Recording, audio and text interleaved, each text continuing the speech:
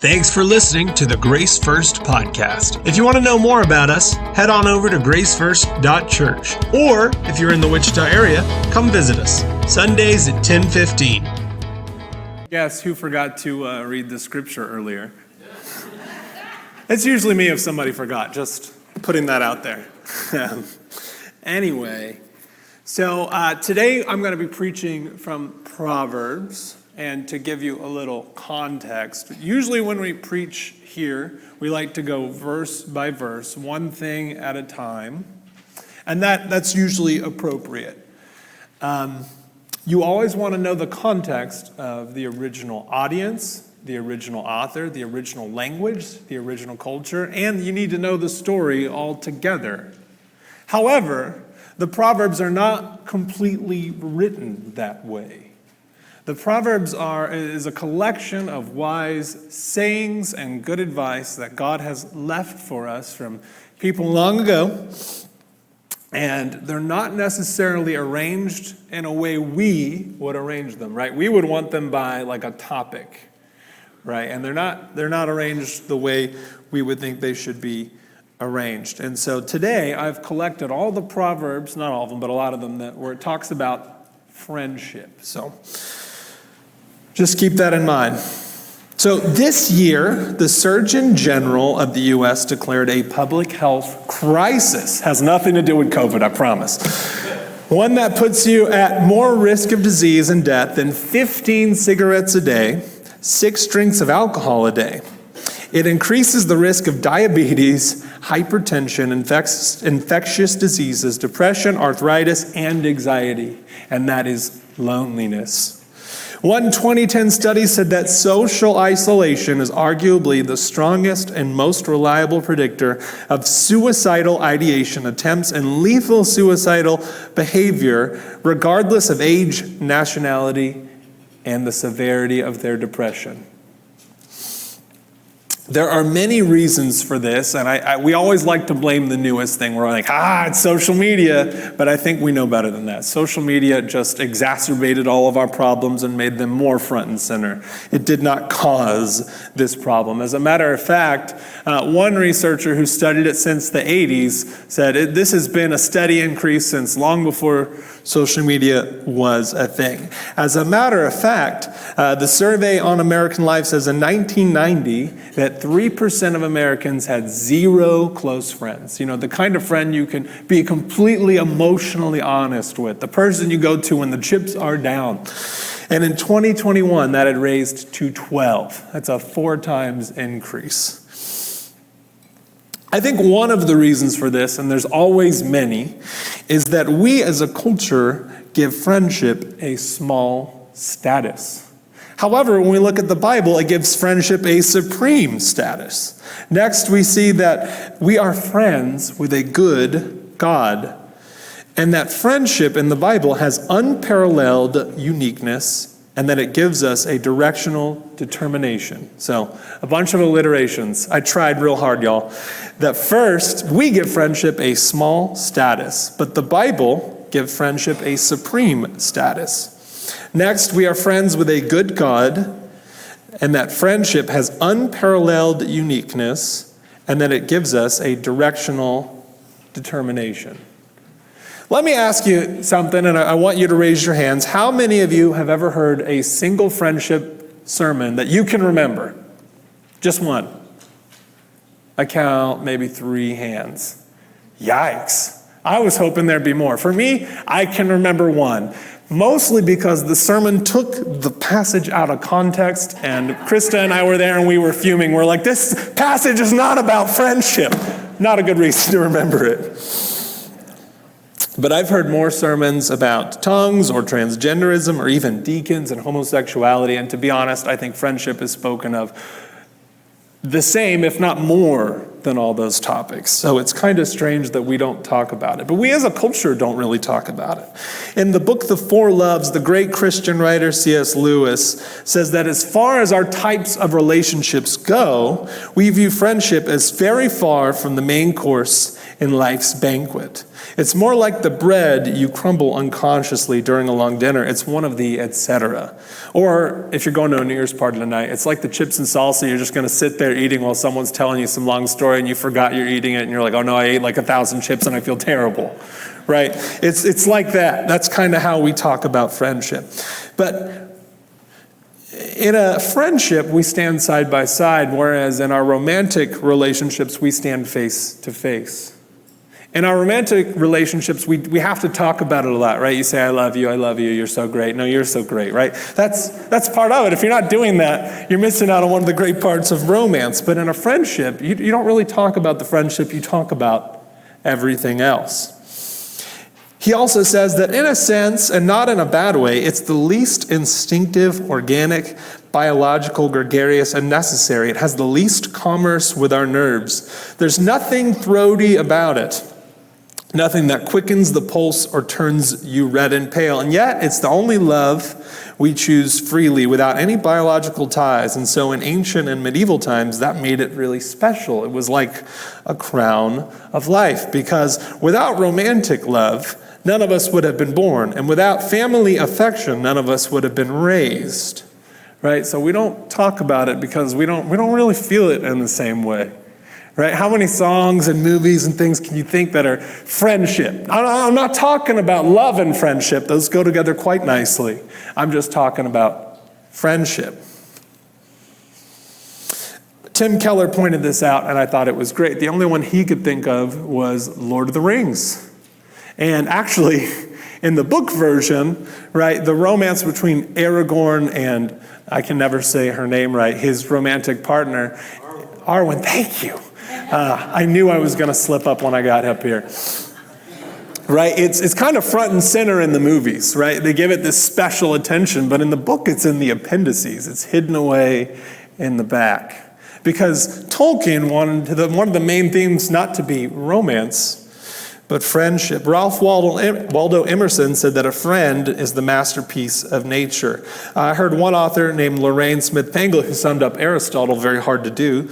He said that virtue is most perfectly and easily realized in friendship. Cicero, a great ancient Roman thinker, said, suppose some god carried you away to a place where you were granted an abundance of every material good nature could wish for, but denied the possibility of ever seeing a human being. Wouldn't you have to be hard as iron to endure that sort of life? Wouldn't you utterly alone lose every capacity for joy and pleasure? If someone were to ascend into the heavens and gaze at the nature of the universe and the beauty of the stars, that very wonder would be bitter for him, which would be the most delightful of all if he had someone to tell. Nature loves nothing that is solitary, but always inclines towards some sort of support, and the sweetest support is a very dear friend. You see how different it is from the way we think about it now to the way they thought about it? We give it such a small status. But back in the day, it reigned supreme in a way. And like other ancient writings, the Bible, it highlights friendship as unique and wonderful, and it doesn't place it second to romance. I think there's this idea that floats in our culture that like a good friendship is the seed and then the best form of friendship is a romance. I think that's a bad way to think about it. I hope that you're all friends with your spouse and that is your best friend. That's the way it ought to be. That's friendship and romance coming together. But if we place one above the other, I think we're talking down to all the single people out there. I really do. I think it's the same reason that when people read about David and Jonathan in 2 Samuel, right? The David and Goliath and Jonathan, the son of Saul, who were so close that when Jonathan died, he said in 2 Samuel, I grieve for you, Jonathan, my brother. You were such a friend to me. Your love for me was more wondrous than the love of women. People automatically assume they must have been gay. Why? Because I think their natural inclination is to assume, well, I guess if it's the best kind of friendship, it has to be a romance. But that's just not true. If that were true, then I think Jesus, Paul, John the Baptist, likely Daniel, and most of the 12 disciples, you're telling me they lived some kind of unsatisfying relational life because they didn't have romance? That can't be true. Friendship is good. Romance is also good. One does not belong above the other. As a matter of fact, Jesus ascribes such a high status to friendship that it should be kind of shocking. When Glenn read that passage earlier, you realize this is like the end game. This is right before Jesus is going to be put on the cross and things are all going down.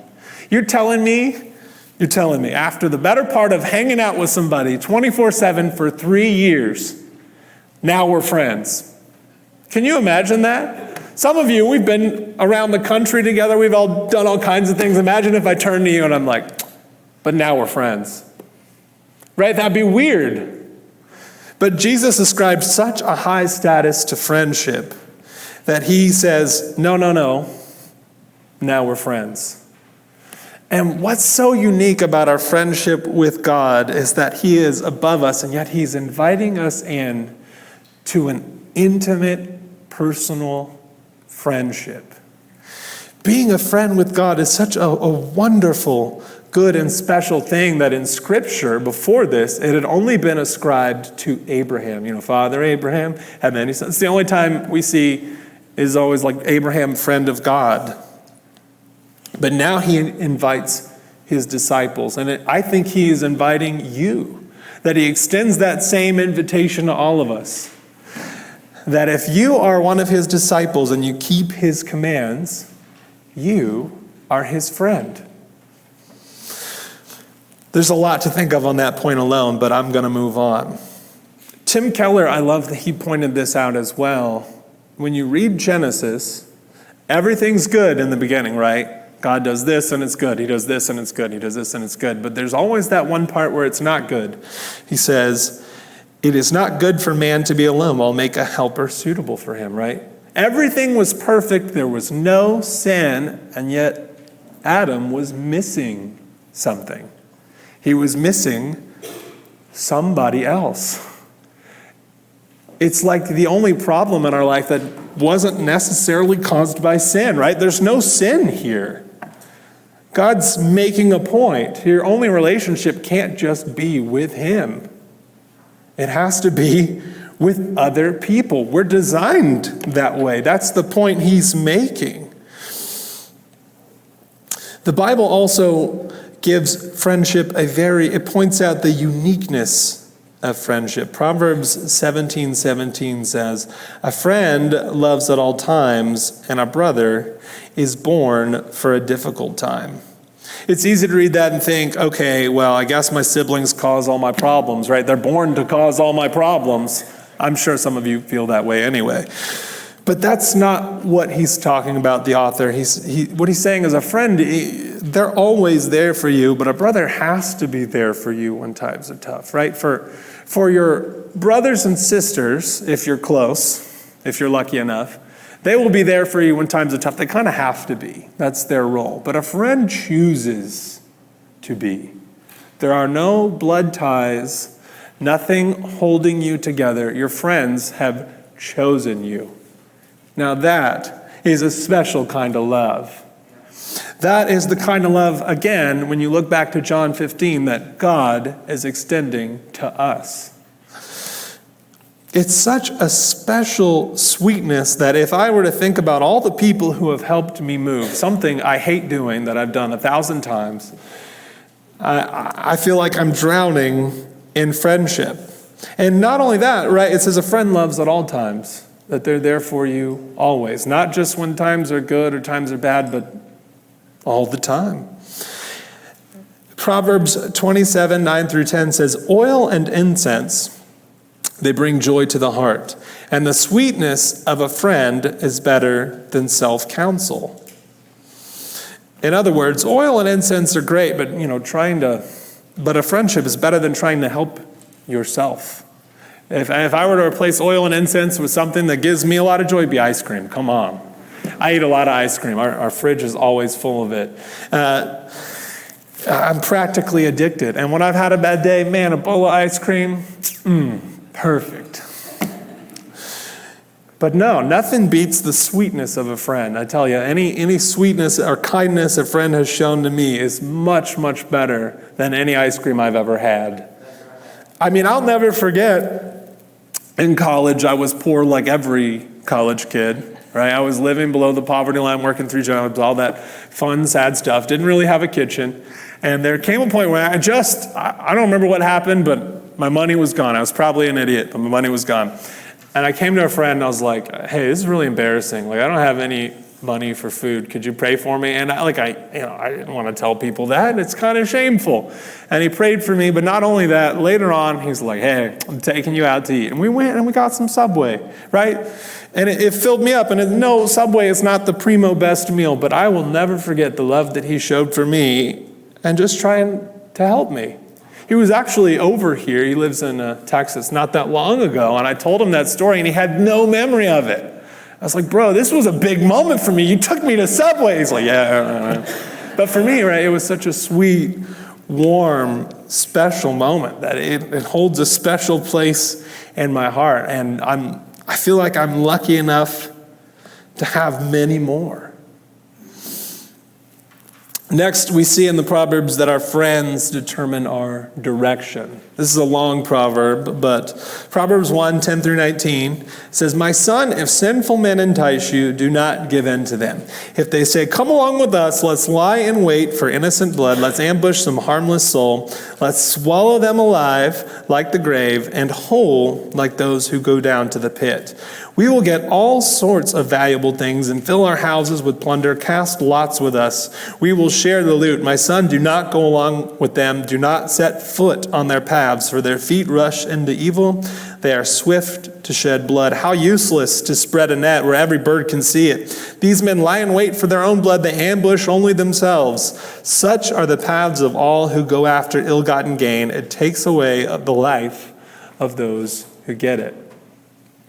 You know the story, right? You know that person where you're like, man, I know what happened to them. It's because of the friends they hung out with. They started one way and they ended in a bad way. And it's very easy to point to the group they were hanging out with. That's because our friends give us directional determination. Or as my dad used to say, show me your friends, I'll know where you end up in life.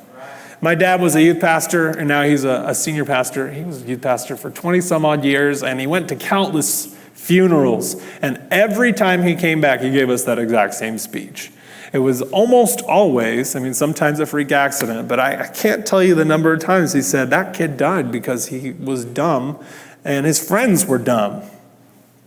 And it broke his heart. I could see it. It killed him, and the message stuck in my head very firmly. I've got to be careful about who my friends are. They can bring me down into death. Now, this passage is talking about anyone trying to entice you, but I know the most appealing people who try to bring us down are our friends, are the people who are like, hey, the things you told me before, that sounded pretty good. They can really bring us down, but they can also bring us back up. Proverbs 27:6 says, the wounds of a friend are trustworthy, but the kisses of an enemy are excessive. Right? Better to be stabbed in the front than stabbed in the back. How many times have your friends sat you down and told you what an idiot you are?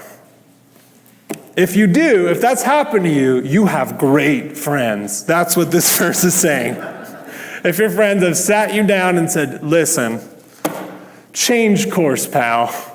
This is the stupid idea and you don't need to do it. You've got friends who really care. Because like I said before, the friends are the ones we choose. They didn't have to do this for you. They didn't have to tell you, but they did because they cared. And really, if it's a friend, they have no skin in the game, right? This isn't going to affect family dinners later and make them awkward. They do it because they care. Whereas an enemy, right, they're going to flatter you. They're going to try to make you feel good. They're going to do everything to make you feel good in order to get what they want from you. But a friend, not the case. They hurt you because they love you. Man, I know I'm an idiot because of my friends. It's true. I can't tell you the number of times friends have sat me down and said, man, the thing you said, the thing you did, was so dumb. And of course, right away, I'm like, I'm not that dumb.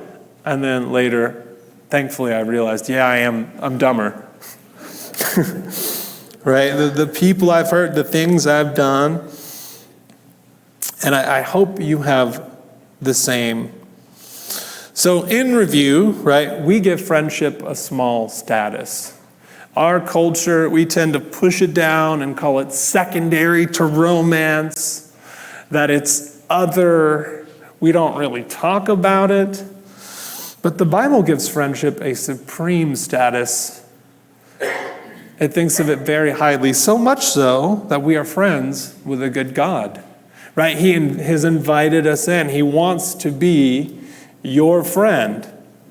He wants to be your friend. He knows everything about you, and he wants to be your friend. That's nice. Next, we see that friendship in its nature has an unparalleled uniqueness. It's not like our other relationships. Our friends choose us, and we choose our friends. Our friends have no skin in the game when it comes to us. They just like us. That's pretty nice, isn't it? They just like us. And last, our friends give us a directional determination, a fancy way of saying, where your friends end up is where you're going to end up, right? They determine the direction in your life.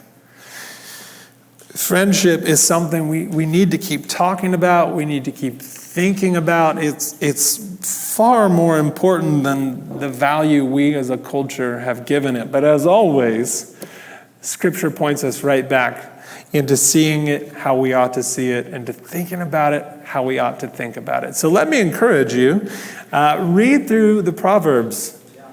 Go one at a time and think about the ones about friendship and how incredible they are and how influential they are and how it's not like your other relationships, and how God has invited you to be his friend. Let me pray.